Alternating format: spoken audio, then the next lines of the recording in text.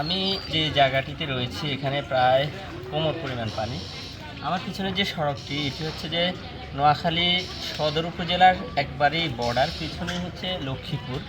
অর্থাৎ এই বর্ডার এলাকাতেও বন্যার পরিস্থিতি খুবই খারাপ। গত 3 সপ্তাহ যাবৎ এইসব এলাকার মানুষ পানিবন্দী। এখানে খুব সামান্য কিছু পানি কমলেও তুলনামূলক খুব বেশি বন্যা পরিস্থিতির উন্নতি নেই। আমরা এখানে একটি বাড়ি দেখাবো। এই বাড়িটি আসলে গত 3 সপ্তাহ যাবতই পানিবন্দী। এখানে অনেকগুলো পরিবার বসবাস করছে, যারা হচ্ছে এই পানিকে সঙ্গী করে এখানে বসবাস করছে। একটু আমি যদি দেখাই, আমি পানির পরিমাপটা যদি একটু দেখাই, যে এখানে দেখা যাচ্ছে যে অনেকটাই কোমর পানি।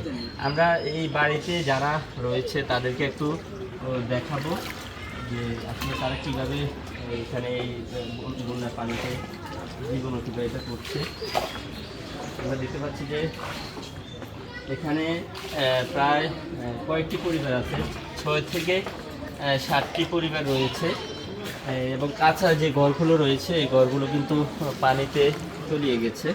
এবং গত 3 সপ্তাহ যাবৎ একবারে বন্যার শুরু থেকেই এই বাড়িটি কিন্তু প্লাবিত হয়েছে, বন্যার পানিতে তলিয়ে গেছে।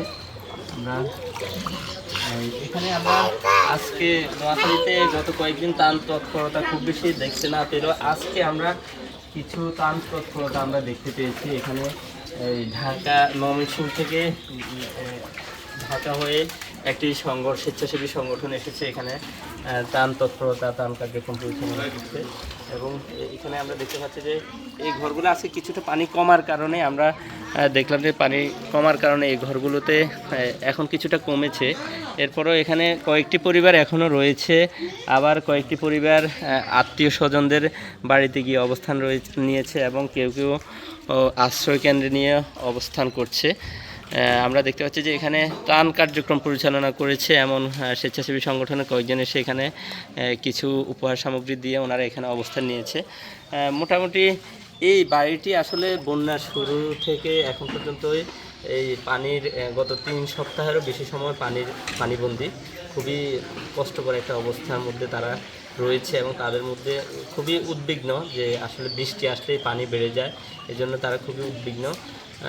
মোটামুটি বলা চলে যে এখানকার লক্ষাধিক মানুষ, শত শত বাড়ি, শত শত গ্রাম এই গত 3 সপ্তাহ যাবৎ পানির সাথেই যুদ্ধ করছে।